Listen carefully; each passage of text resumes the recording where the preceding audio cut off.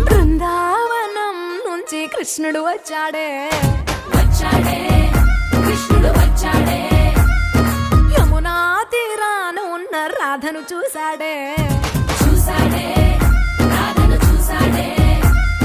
ఫ్రూటులని గోపాలుడే suit వేసే భూపాలుడే వీసమొచ్చిన పాలుడే మాట వెంట పడిపోవుడే